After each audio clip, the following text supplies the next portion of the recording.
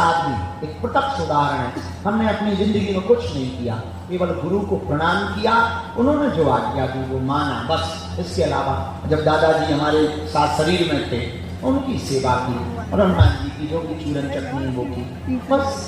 हम भी तुम्हारी तरह यहाँ दरबार में अर्जी लगाने ही आए, ये बात पते की। जैसे तुम बैठे हम भी बैठे, तुमको कुछ कुछ चाहिए, हमको बहुत कुछ चाहिए, पर पता क्या गुरु की दृष्टि क्या होती है।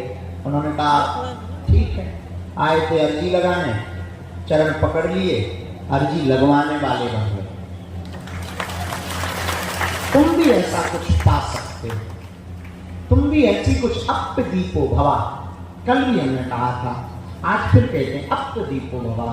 अपना दिया तुम खुद बनो, दूसरे के उजाले में कब तक जियोगे?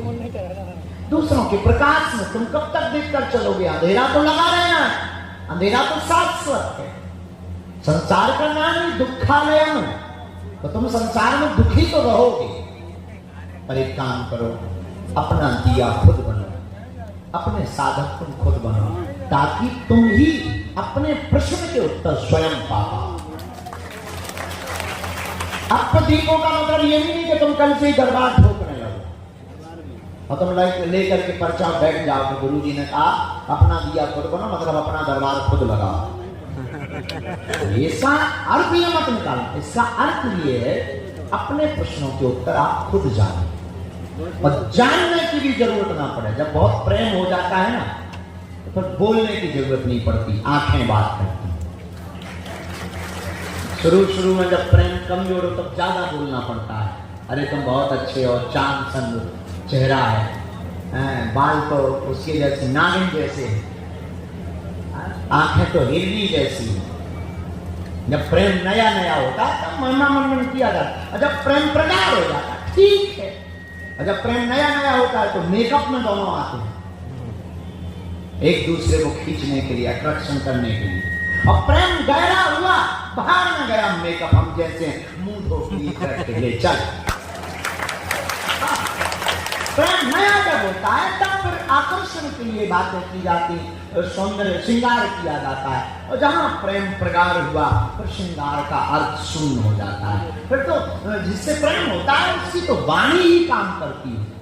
तो तुम्हें तब तक परेशानी होगी जब तक तुम इनमें लगन में, इसके चरण में जुड़े नहीं। और जहां तुम जुड़ गए तो कोई मंत्र की जरूरत नहीं, कुछ जानने की जरूरत नहीं, तुमने तो प्रार्थना की नहीं तो काम हुआ,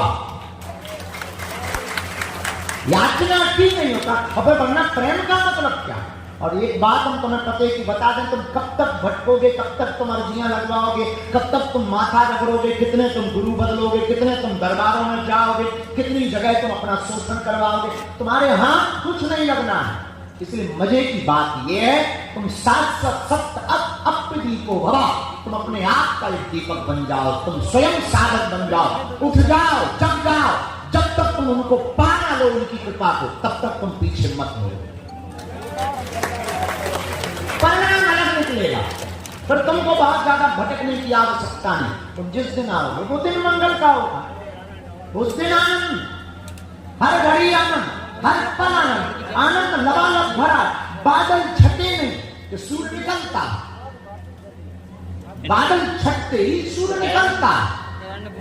उसी प्रकार तुम्हारी जिंदगी में एक पर्दा हटाने, तुम हनुमान जी के भय, और तुम हनुमान जी के भय, तो तुम्हें दुनिया में भटकने की जरूरत नहीं। ये बात इसलिए है कि तुम भटकोगे कब तक?